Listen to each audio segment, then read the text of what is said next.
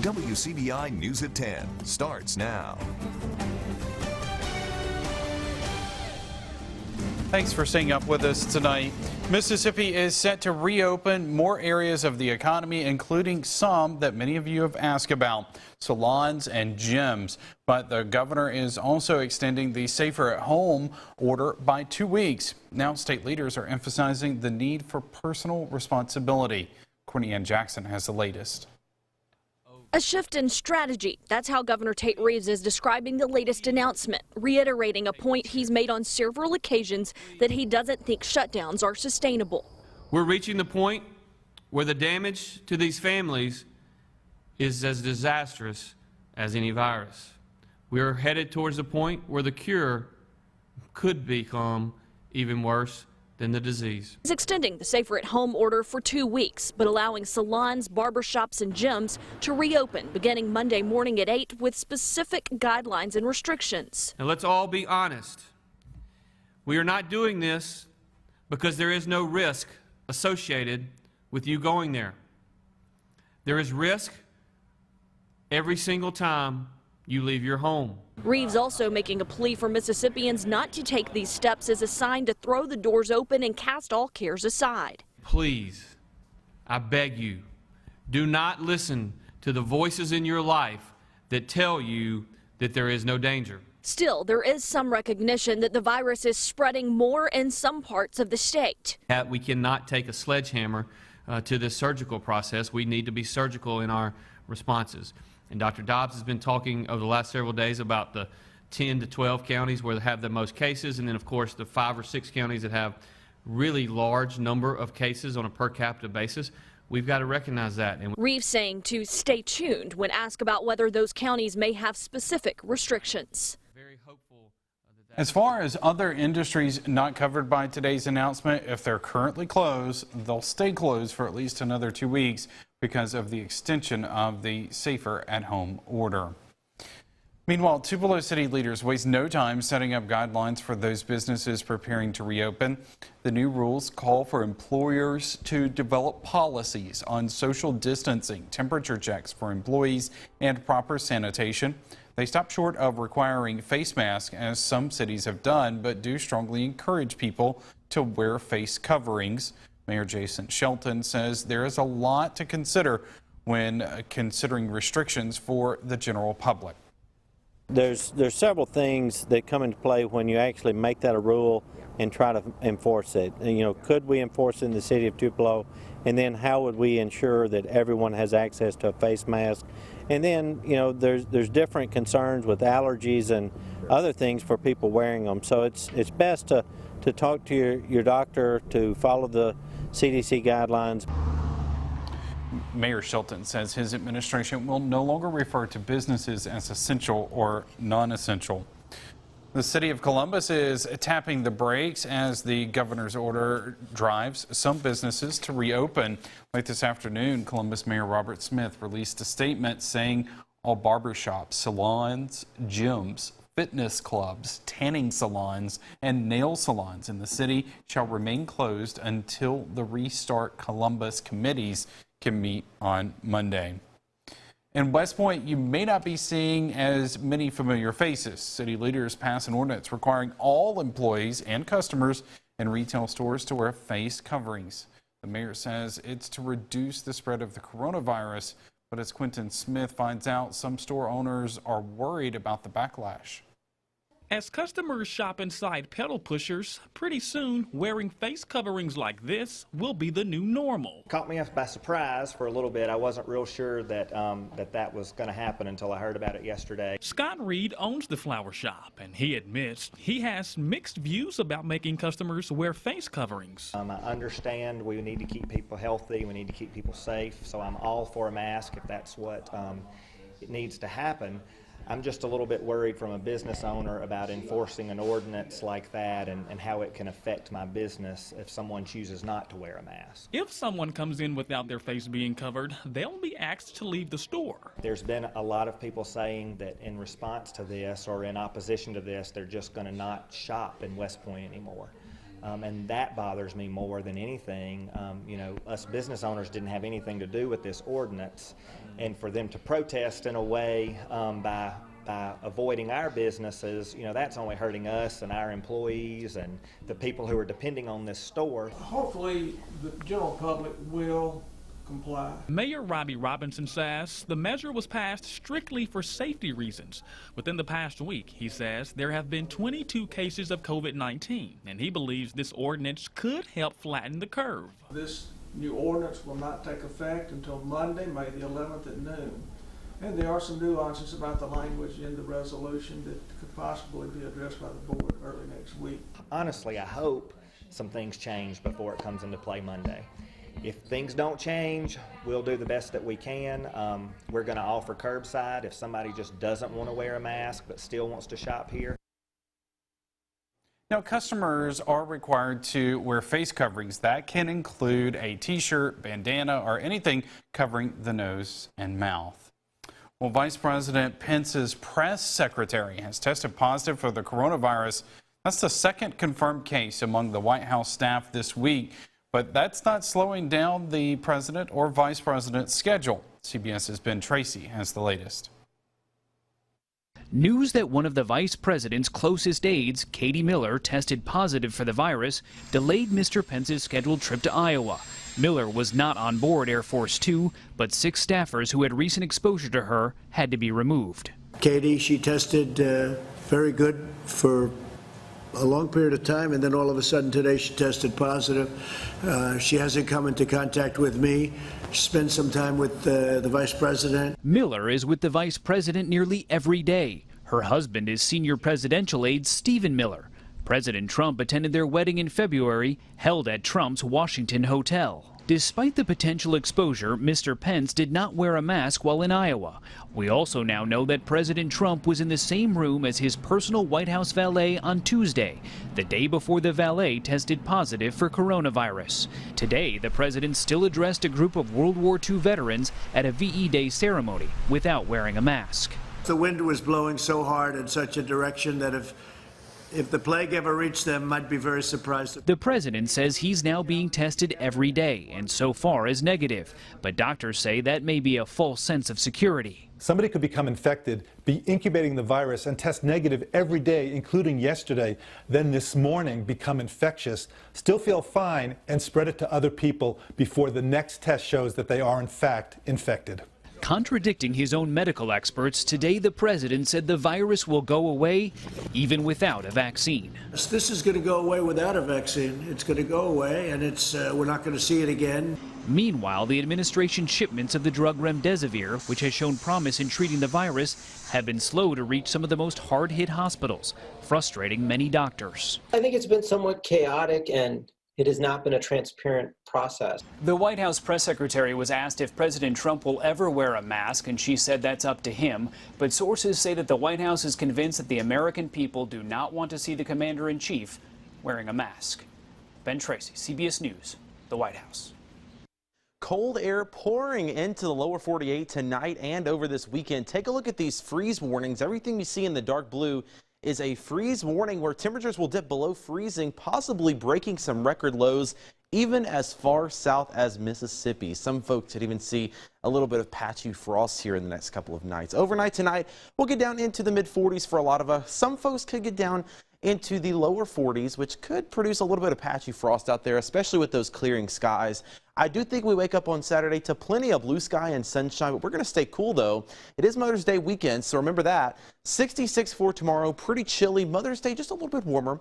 We'll be closer to the 74-degree mark, still well above average. We should be in the 80s this time of year. The good news is, as I mentioned, we are staying plenty sunny through the weekend and even into next week. I've got a full look at your forecast coming up in just a little bit. Nurses across the country are being recognized as part of Nurses Week. But this year, as the week falls during a pandemic, simple thank yous are going much deeper than before. Our Scott Martin talks with a few Starkville nurses and shares their story.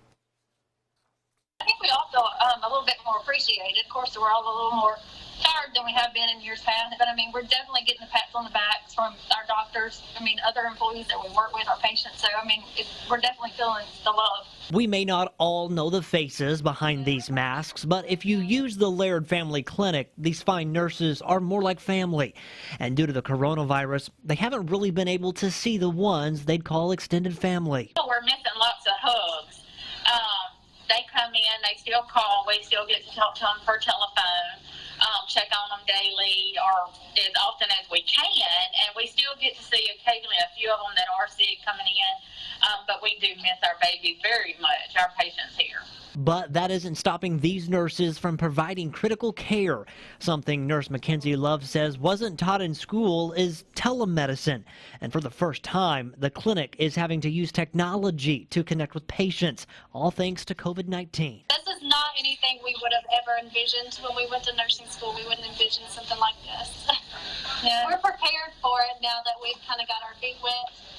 And we are taking the best care possible of our patients, but it's not something anyone ever really plans for.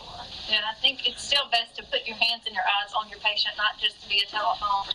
Even though some appointments have been behind a screen, patients have stepped up this week, letting the nurses know their efforts aren't unnoticed. I've had patients that have brought us lunches and snacks and goodies, and of course they all call to tell us how much they appreciate all the hard work that we're doing for them. So that's been a big pat on the back.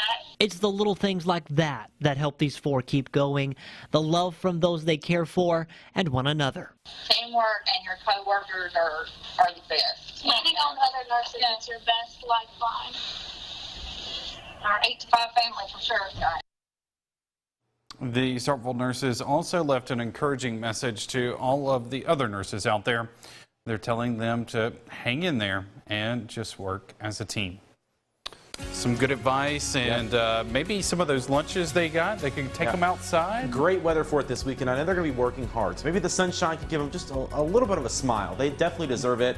Absolutely. Mom's going to deserve it this weekend, too. Perfect weather for Mother's Day. Take a look at the Emerson Animal Hospital forecast. Tonight, it is Gus. Gus is excited for the weather this weekend. As I mentioned, plenty of sunshine Saturday and for Sunday. We're going to be fairly chilly, though, in the 60s for highs on Saturday. Overnight lows could break records. I'll have the details on that coming up right after this. Your WCBI First Alert AccuWeather forecast with meteorologist Trevor Burchett. Thanks for checking in with us on this Friday evening. Thought I'd start out with a little meteorology lesson. You know, we get all this education, thought I'd pass a little bit of it along to you and maybe gain a little knowledge for today. When you're watching the forecast, a lot of times you see this big H on the map. You might wonder, what in the world is that? That's actually a high pressure area. This is going to come and play for us here in just a little bit, so pay close attention. You're going to need it. There's a quiz coming up. So high pressure actually means there's sinking air through the atmosphere. And when there's sinking air, there's not enough rising motion to get any rain or cloud cover going. So that's good news, because that means we have no weather to worry about, and it is going to stay bright, sunshine, and dry for at least as long as that high pressure is somewhere nearby us. Now take a look at this. Let me show you Futurecast. There's the cold front off to the east, pushing off to the south and east, and there comes high pressure. Now, what does that mean? Here's your quiz, okay?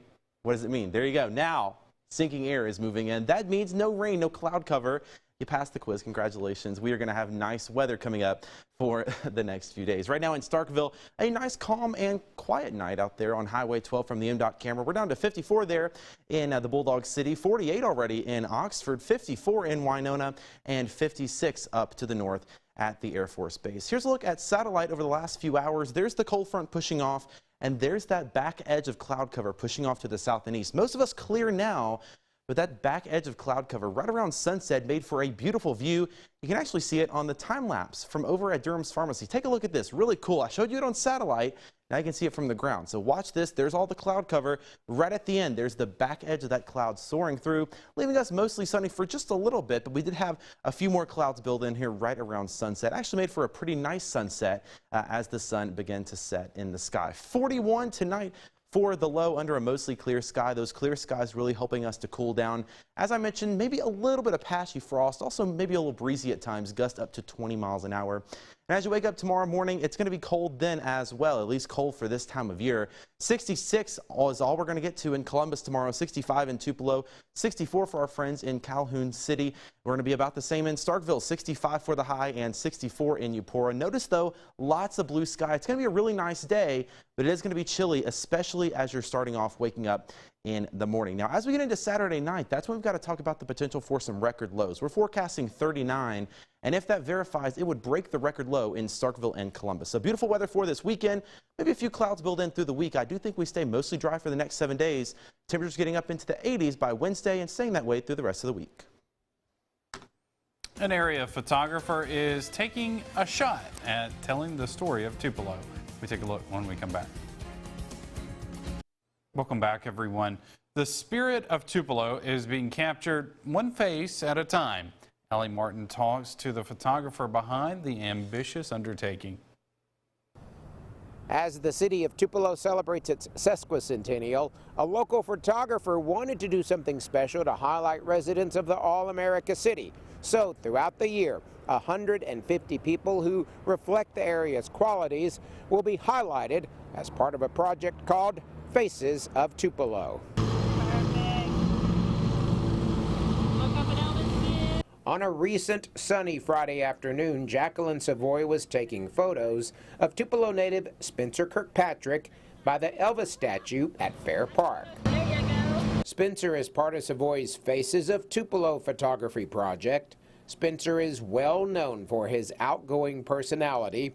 He recently graduated from MSU's Access program, a 4-year program for special needs students, and he was named Mr. MSU this school year.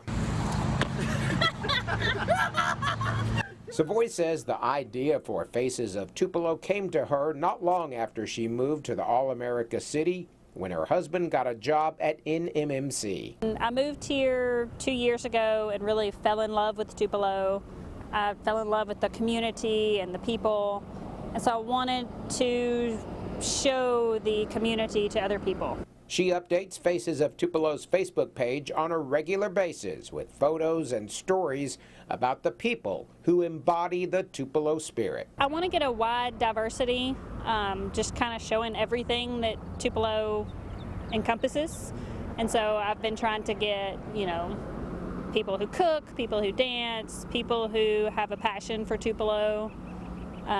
Just kind of showing everything. All the different things that Tupelo has that even I've learned about since I've started this project. Like we have a pickleball team that I knew nothing about until now. So far, Jacqueline Savoy has 121 names for her project, and she needs 150 to help mark the city's sesquicentennial. She welcomes any suggestions of people who have helped make Tupelo a better place to live, work, and play. Allie Martin, WCBI News. And you can submit some suggestions, that is, to the Faces of Tupelo Facebook page. Well, one NFL quarterback has his post-football job in place and isn't even retired from the league yet. More on that next in sports. Here's sports with Tom Ebel. The big news in the baseball world, ESPN's Jeff Passan reporting the Major League Baseball draft will only be 5 rounds in 2020, which could have major implications on college baseball. The amount of talent that will be on college campuses, JUCO and Division I, will make the game the strongest it could ever be. While the NCAA has yet to make a ruling on easing transfer restrictions, roster sizes, and minimum scholarships, the official dates for the MLB draft have not been made. To college football, Alabama sophomore quarterback Taulia Tagovailoa has entered the transfer portal. AL.com's Matt Zenitz was the first to report. The younger brother of Heisman Trophy winner, NFL first-rounder Tua, Taulia was 9 for 12 for 100 yards and 1 touchdown in 3 appearances for the Tide in 2019. High school sports news. The Alabama High School Athletics Association issues a statement to the latest safer at home orders from Governor Kay Ivey. While new orders say gyms and other facilities can open with half the capacity, all public school campuses will remain closed through June 5th. That including all athletic activities. The AHSAA is scheduled to meet with its fall sports committee next week to develop plans for when schools begin to reopen. One NFL quarterback already has his post-football plans in place, and he hasn't even retired from the game yet. Indianapolis Colts quarterback Philip Rivers will take over the St. Michael Catholic football team in Fairhope, Alabama, once he retires from the NFL. Rivers is currently under a one-year, $25 million contract with the Colts. Athletic director Paul Napstein will be the interim head football coach until Rivers decides to hang up the cleats in the NFL. That's it for sports. We'll be back right after the break. Well, just in time, Mother Nature is bringing some pretty nice weather for Mother's Day. Saturday and Sunday, both really nice. A little chilly, though, for Saturday. Highs only in the mid-60s. We do slowly warm back up through the middle portion of the week, back to where we should be for Wednesday and Thursday. We are going to watch some cloud cover increasing, maybe a sprinkle or two. But, Joey, I honestly think the next 7 days are going to be dry and, for the most part, sunny. Give us a chance to dry out after today. Absolutely. That's for sure. All right. Thanks, Trevor. Thank you for joining us, everybody. Have a great night.